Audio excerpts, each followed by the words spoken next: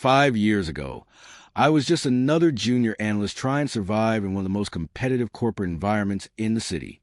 I worked long hours, stayed late at the office, and believed that hard work would eventually pay off.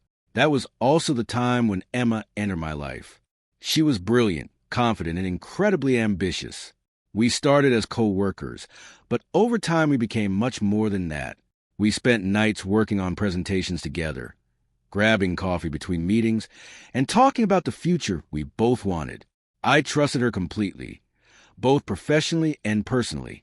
When the company announced a major strategy competition that promised a huge promotion for the winner, I poured everything I had into it. For months I researched, built financial models, and developed a strategy that could transform the company's expansion plans. Emma was the only person who knew the full details, because I believed we were a team. The night before the final board presentation, she told me my plan was brilliant and that I was going to win. But the next morning, when I walked into the executive conference room, something felt wrong.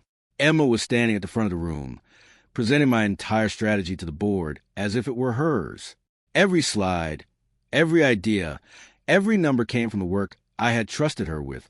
I sat frozen in my chair as the executives praised her brilliance. When the meeting ended, she walked past me without hesitation. When I confronted her later, she simply shrugged and said, "It's business. Opportunities don't wait." That moment didn't just cost me a promotion. It destroyed my trust in someone I thought loved me. After that day, everything changed for me. Emma received a promotion and quickly climbed the corporate ladder, while I was quietly moved to a less important department. Many people assumed my career was finished before it even started. But instead of quitting, I made a different decision. I stopped talking about my ideas and started letting my work speak for itself. I spent the next few years mastering every aspect of the company's operations, strategy, finance, negotiation, and crisis management. I stayed invisible, avoiding office politics and focusing only on results. Slowly, a few senior executives began to notice something unusual about my work.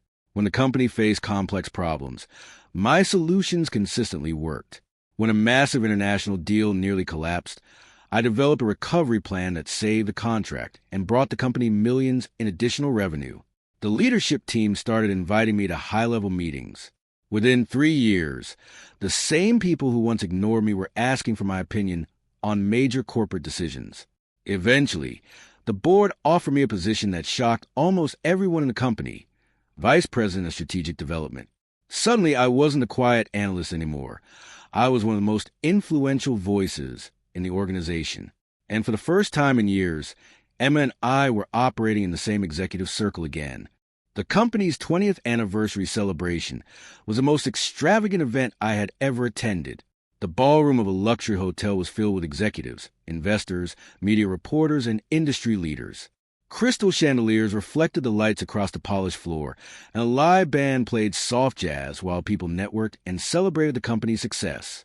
I normally avoid events like this, but the CEO personally asked me to attend because I was scheduled to receive a special recognition award that evening. As I walked through the room, people stopped me to congratulate me on the company's recent achievements. That's when I noticed her across the room. Emma. She looked almost exactly the same as she had years ago, confident, elegant, and surrounded by colleagues. But when our eyes met, something different flashed across her face. Recognition, curiosity, maybe even regret. A few minutes later, she approached me with a familiar smile. "Alex, it's been a long time," she said softly. We exchanged polite conversation, the kind strangers make when pretending the past doesn't exist. But I could feel the tension between us. Then the music slowed, and she stepped a little closer. Her voice became quieter. "Maybe we should talk sometime," she said, "about everything." As she spoke, she gently reached out and touched my hand, a gesture that once would have meant everything to me. For a brief moment, time seemed to slow down.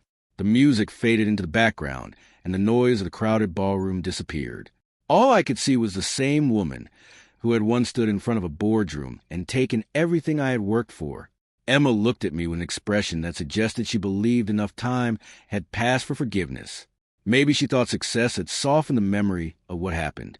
Maybe she believed we could simply pretend the past never existed. People change, she said quietly. Maybe we both made mistakes back then. Her fingers tightened slightly around my hand, waiting for my response. I gently pulled my hand away and looked directly into her eyes. My voice was calm, not angry, not bitter, just certain. Not after that, I said. The words were simple, but their meaning was clear.